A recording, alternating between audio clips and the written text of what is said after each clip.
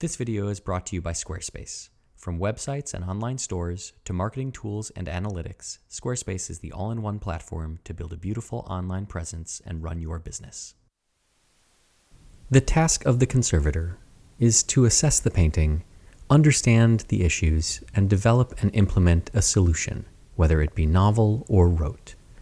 Yet sometimes, seeing the same poor choices, sloppy work, and heavy-handed treatments can feel like Groundhog Day. And such was the case with this painting. Poorly conserved numerous times, all of the old work is not only not helping the painting, but it's visibly hurting the painting. Decisions about the structural reinforcement are questionable, the retouching is visible, the old varnish deteriorated, and generally the painting feels tired, worn out. And none of this is new. None of this is a surprise. None of this is shocking. It is part and parcel with handling old artworks. This is what we see all the time. And when we look at the painting under UV, we can see the extent of the old retouching here circled in red. All of these areas are fluorescing, though not as strongly as some other areas that I'll highlight in blue, which are newer retouching, indicating that multiple rounds of work have been executed on this painting. What's also on this painting and the frame is a layer of old varnish, here in green. Yeah, the entire thing is covered with an old varnish. That will all have to be removed. And as we take a closer look at the face, the extent of all of that overpainting and retouching, well, it's overwhelming. To see this time and time again can be disheartening. And even though we will solve the problem and deliver the painting back beautifully, we have to say, Jesus, again?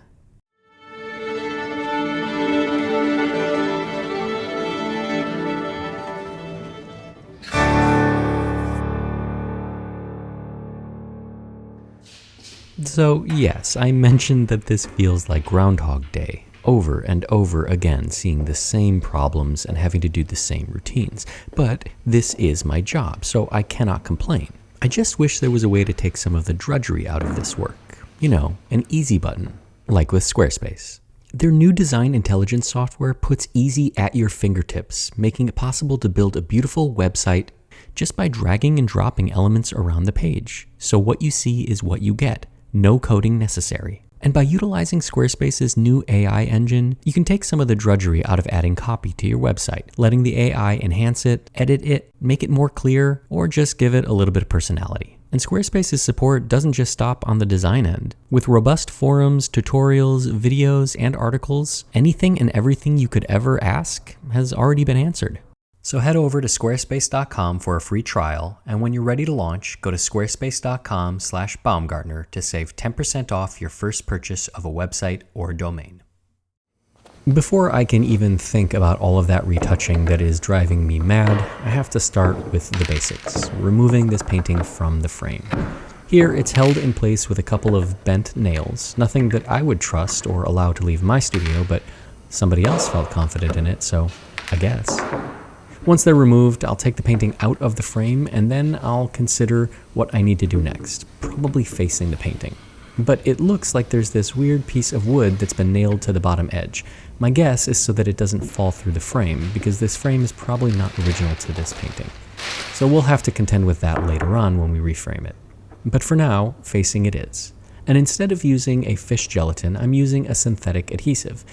Now, I've used this in the past, but generally I switched over to the fish gelatin for a reason that I can't remember now, it's been so long, but I'm giving this synthetic adhesive another shot. And one of the reasons I'm doing that is because the adhesive that's used to hold this lining onto the painting is likely water-based. And so I want to make sure that when I remove it, the facing doesn't come off. Another reason I like this adhesive is that it's flexible and really strong, so it conforms really well to the painting surface, and it's a little bit more forgiving. Once I've laid the paper on the surface and pressed it down, I will continue applying a thin layer of the adhesive to the face of the painting, and then I have to let it dry. Another thing that's nice about this adhesive is that it dries pretty quickly, in about 20 or 30 minutes, compared to the fish gelatin, which can take several hours to dry. So that means that I can get to the next step a little bit faster, which isn't here or there for the painting, but for me, maintaining and balancing a work schedule, that does make a difference. Not having to wait several hours is a huge time savings. And now I can begin removing the painting from the support.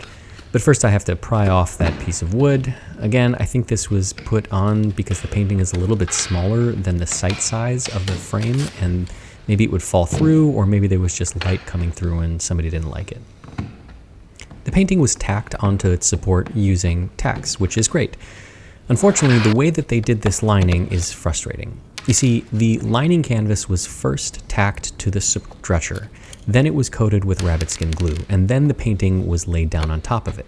So some of these tacks are on top of both the original canvas and the lining canvas, and some are on the lining canvas and underneath the original canvas, if that makes any sense. So some of them I can see and some of them I can't.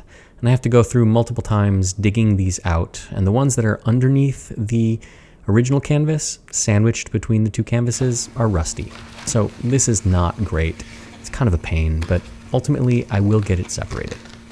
Now the lining canvas, as I mentioned, was saturated with rabbit skin glue and adhered down to this stretcher support, so I need to peel it off. And every once in a while I'm going to find that, oh, surprise, there's a tack that was completely hidden that now I've revealed. And you can see right there. So I will remove it and then continue on separating this painting from its support. Nobody likes surprises, particularly not me. And to find tacks that are hidden is just unnecessary. It speaks to, I don't know, I guess a disrespect for the next conservator or for the painting itself.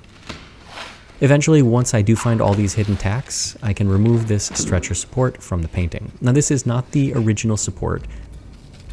That's long gone, but we'll save it anyways.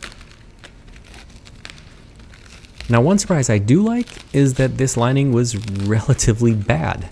There is so little adhesive on here that I can just peel this off and it doesn't take much effort. And while that's good for me and my client because there's less work, less time, less cost, it's not good for the painting. A lining should be stable and solid, should be strong, and should carry the support for the painting. This is not doing that. The fact that it just peels right off tells me that this lining wasn't done very well. Now, peeling it off is relatively easy. I'm still going fairly slowly because I don't want to run the risk that it kinks the original canvas or that something tears. I don't know why this painting was lined yet, so if there's a big tear or a big hole, I need to take my time and use precaution approaching it. But thus far, I'm not finding any major tears or any structural damage that would warrant a lining. In my studio, we like to reserve linings for only when they're absolutely necessary. And on this painting, well, it doesn't look necessary. The canvas is in really good condition, and the only thing that I can spot is right here, this tiny little hole. But that wouldn't warrant a full lining. That's like putting a whole person into a cast, a full body cast, for a paper cut. Anyhow, now I can start removing the old adhesive. And I'm going to be using a wet procedure using Laponite, which is effectively just a gelled water. I don't want to use free water because that would saturate the canvas, penetrate through, and could potentially loosen up the bond of the paint to the canvas. It's also incredibly messy and less controlled. So by applying this Laponite to the surface, the rabbit skin glue, which is hygroscopic, meaning it will absorb ambient moisture, will swell and soften. Now because there's so little adhesive on this painting, I don't need to scrape it with a scalpel. Sorry, no wonderful scraping sounds here today. All I need is a toothbrush, and I can just loosen up this adhesive, make a pass, and then I can wipe it off with some cotton balls. And you can see that there's not that much adhesive. I'm going to make a pass with a palette knife here, just really quickly to pick up any extra that the toothbrush didn't. And then, once I'm done with that, going one direction and then back, I can clean it off with the cotton balls. This is much easier and much less work and much less invasive than having to scrape with a scalpel. And you can see the cotton balls do a good job of picking up all of the excess adhesive. Now I'll switch to a stiffer nylon brush because it's a little bit easier and makes quicker work of this adhesive than the softer toothbrush, but I could use either one. And so once I've removed all of that adhesive, I'll come back with a piece of blotter paper and some weights to make sure that the canvas doesn't distort as I continue on with the removal process. Now, just because this process is easier than using a scalpel, it's not much time savings. A little bit, yes, and I can go in larger sections, but it still takes quite a while to remove all of this adhesive. There's just not any fast, efficient way to do this. This is one of those jobs where you just have to be present and go through it step by step and make sure that you're focusing on all of the necessary actions so that you don't miss something or that you don't do a sloppy job, because that would cause you to have to go back and do it again, and then all the time savings are lost. Once all of the adhesive is gone and the painting has been pressed, I can flip it over and I can remove that facing. Another reason that I like this adhesive for facings is that it comes off really easily. I can take a solvent and I can simply apply it to the painting. Now this isn't water, so it's not going to cause the canvas to distort as if I were removing fish gelatin. So I'll let it sit, let the adhesive soften up as it absorbs that solvent, and then I can just peel back the paper. And again, here, the paper is removed in one sheet. Sometimes when removing the paper, when we use a fish gelatin, the paper disintegrates and it's kind of a pain to remove. Little bits get stuck on the painting, little fuzzies, and it's just extra work and it's a mess. I'll go over the painting with the solvent to remove any adhesive residues, and you'll notice that no grime or old varnish is coming off. And that's because this solvent won't affect those materials. And now I can transfer the painting over to the hot table for its first treatment, where I'm going to just relax and flatten the canvas. Even though I didn't use a lot of water, just the gelled water, there is still some distortion, and I want to make sure this painting is flat. So putting a piece of blotter paper on the table, then a piece of nylon release, then the painting, then the mylar, and then we suck out all the air, we turn on the heat, we bring it up to temperature, let it soak, and then we turn the heat off, and then we're done. So this process, which I call a vapor treatment, usually takes about 2 or so hours. Sometimes a little less if we don't need that much heat, sometimes a little bit more if we need more heat. But we need to make sure that the painting is brought to room temperature and there's no ambient heat left in the painting. Then we can transfer it over to the table here, remove the blotter paper, flip it over, and then peel off this nylon release. And this is really critical because you can see how it's stuck to the painting. Well, if I didn't have that there, the paper would be stuck to the canvas, and then it would be a big mess, and I'd have to remove all of the paper residue, and that would be an extra step that I didn't count on and don't need to do. So by using that release layer, I can ensure that the painting comes off clean. A piece of felt protects the painting and compensates for any textural differences. Here there's not much impasto, but the canvas does have a slight texture. Then more drywall, and then a weight, and then we let it sit.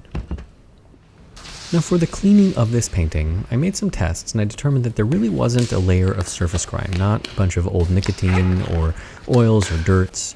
This painting has been recently conserved, probably within the past 10 years, and so all that's on the surface is old varnish and retouching. And a lot of retouching. And you can see as I start to remove the old varnish, well, the retouching comes with. Now, sometimes we like this and sometimes we don't. If the retouching is really good, we don't necessarily want to remove it just to have to redo it. But in this case, the retouching wasn't good. So the fact that it comes off with the varnish layer, well, that's 2 for 1 in my book. I'll go ahead and I'll begin cleaning and slowly making my way across the painting. And as I do, you can take notice of all the little white specks or off-white specks that start to appear. That's areas of loss that were overpainted. Remember when we looked at the painting under UV light and we saw all of those fluorescing areas, those darker spots? Well, each one of those darker spots was covering up one of these lighter spots. Now, we could see that under UV, and we can actually also see it with the naked eye. But now, with any of that overpaint removed, we can really see how much loss is on this painting.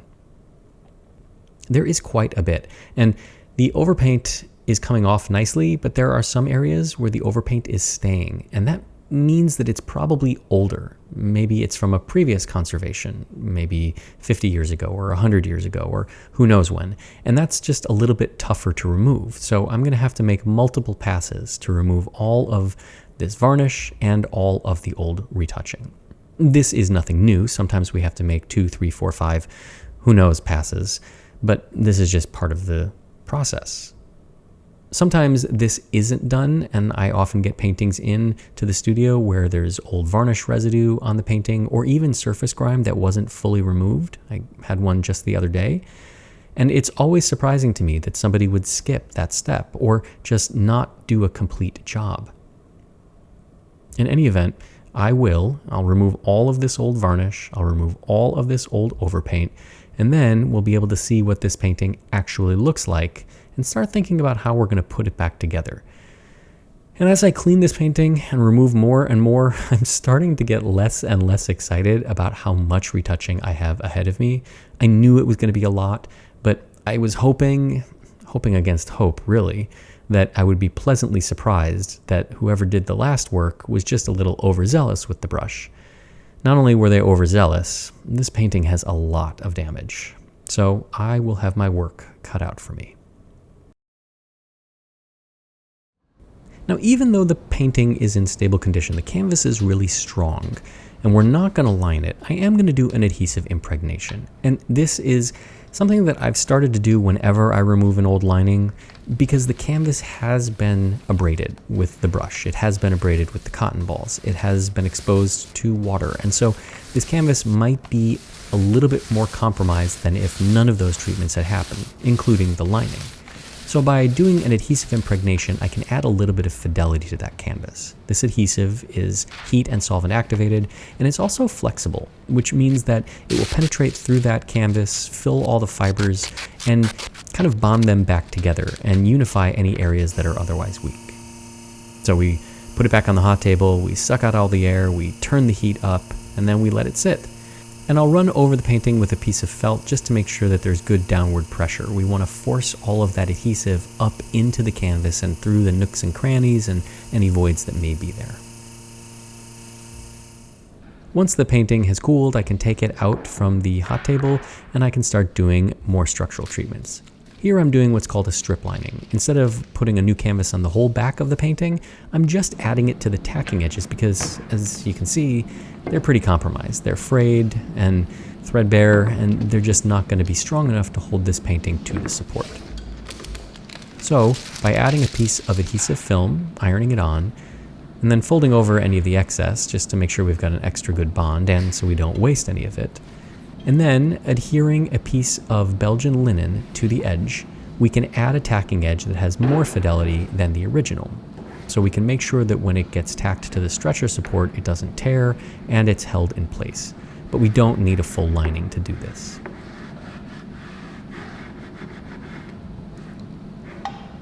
The linen is ironed on, and then following the iron is a weight with a piece of oak on it. This is what tailors would call a clapper, and the oak absorbs any moisture that has become free with the application of heat to the Belgian linen and makes sure that as it cools and dries, it doesn't distort.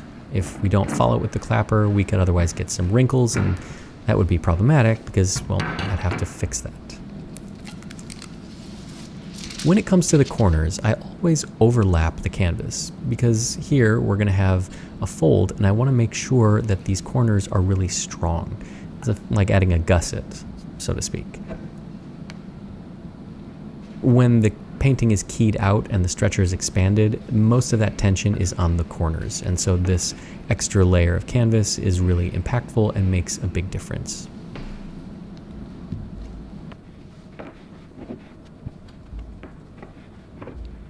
So I'll go ahead and continue to do all of the edges. It's 4 of them. It's not a lot. It's not a terrible amount of work. And when I come to the end, I'll fold it over and I'll trim it off so that it's nice and clean. I don't want any fuzzies or any sloppy edges because it just makes the rest of the work seem diminished.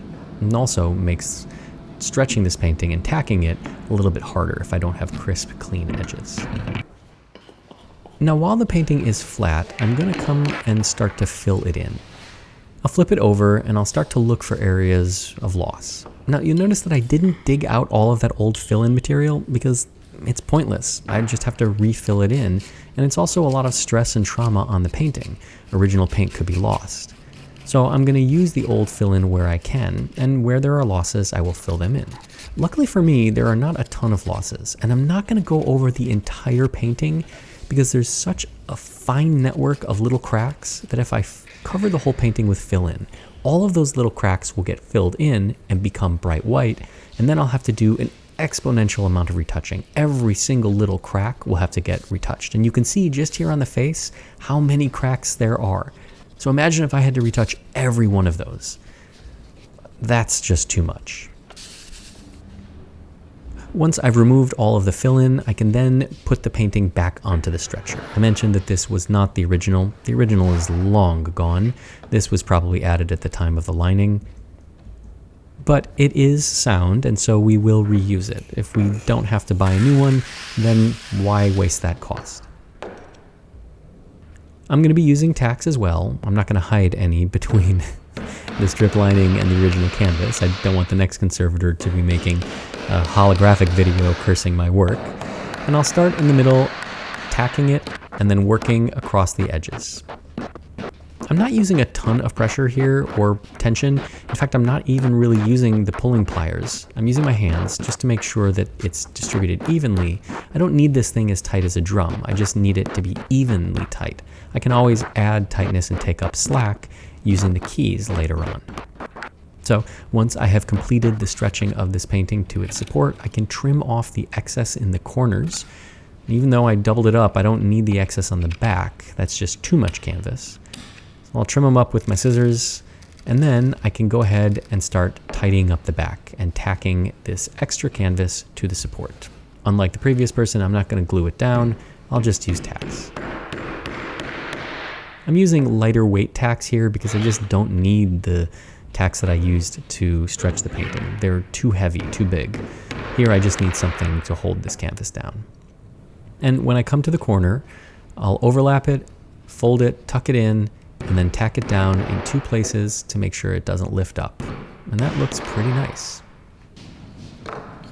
Now this stretcher only has 4 keys. It's a kind of a weird stretcher, but we're still going to put them in. And you can see when I tap them out, how the stretcher expands. That's enough to add tension to the canvas and keep it nice and flat. I'll add some fishing line and another tack to make sure these keys don't get lost. And then we're done with the stretching process, and we can take the painting over to the back half of the studio where we can apply a layer of isolation resin before we do any retouching. Now the reason that I'm going to apply this is, well, you've heard me say it many times, a couple. One, it's going to saturate the colors up. Look how dry and washed out this painting is. And look what happens when I start to apply this resin. And this is a synthetic resin that's UV stable, plasticized, and easily reversible, so it's not permanent. But it does wonders in transforming the colors. You can see just how much richer they are, how much more full of life. And that's what they're going to look like when I apply the final varnish. It's much like taking a river rock and dipping it into water. It just brightens up. It becomes alive. That's what I want on this painting. I want to make sure that my retouching matches that set of colors, not the washed out ones. This painting has a lot of retouching, and most of it are these little areas of paint loss, little white chips that have been filled in. There are lots of cracks and scratches that also need to be retouched. But in some places, like the area I'm working on right now, the actual paint has been lost during cleaning. It was just over-cleaned, abraded with too much force or the wrong solvent. And so I need to recreate this so that it looks natural. And while it seems simple, just mix a dark color, a blackish, brownish, and just paint it over, that's not how it's done. We still have to just paint the losses in and not repaint the entire painting. But as we do that, go over the areas where there are losses, where the paint's been abraded, where the cracks are too strong and too white, the painting starts to come together. The surface isn't visible. We can now see the depth and the volume that the artist created. And that's the function of good retouching, to just allow us to see past all the imperfections and the damage.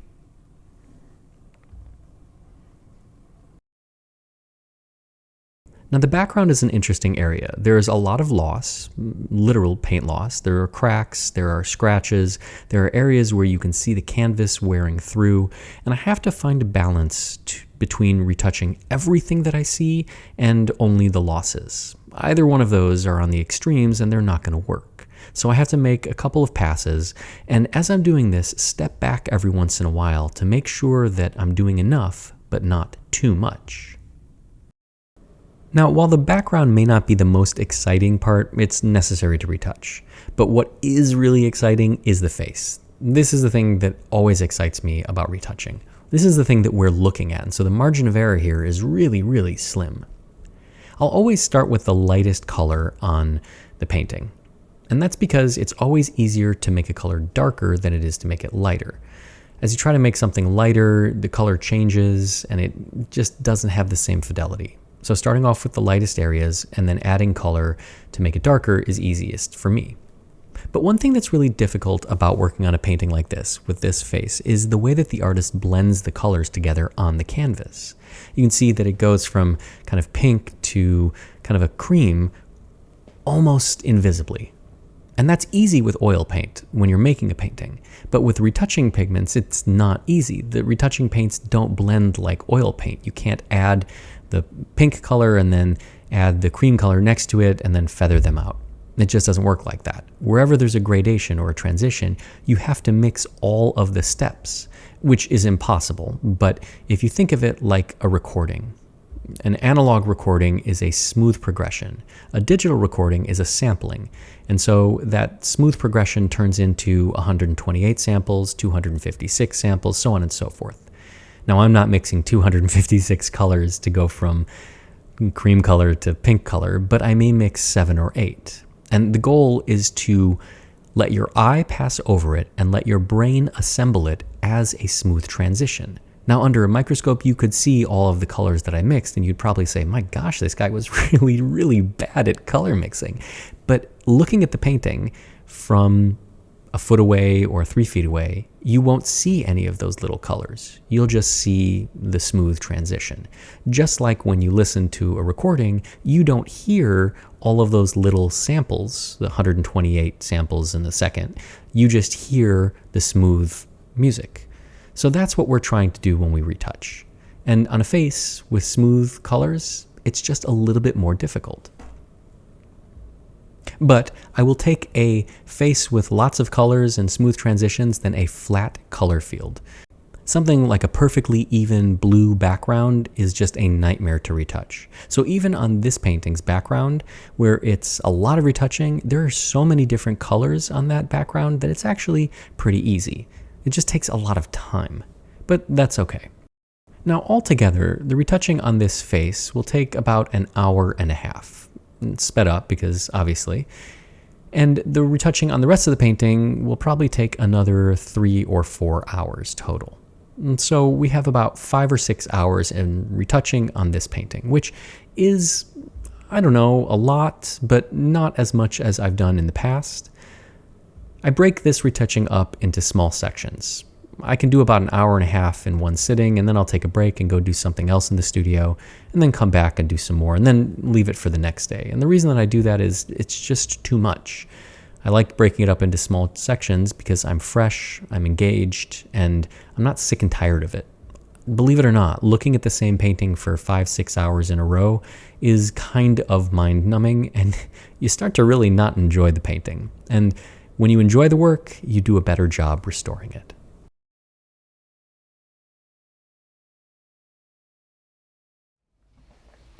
And with all 5.5-6 hours of retouching complete, it is time to apply the final varnish.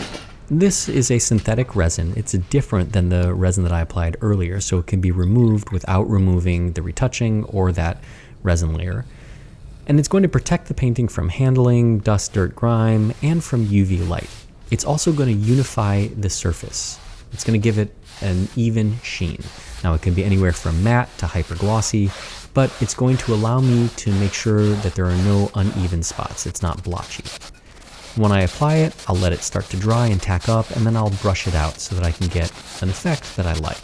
And this is something that I've just kind of made standard practice when I apply varnish, because I like the way it looks, and so far my clients do too. So why not continue? So even though it felt like I was doing the same thing over and over again, discovering the same poor work, the same sloppy mistakes, the outcome was worth it. The painting has come together beautifully. All of that old discolored retouching is gone. The varnish is all gone, and we now can see the colors that the artist wanted us to see.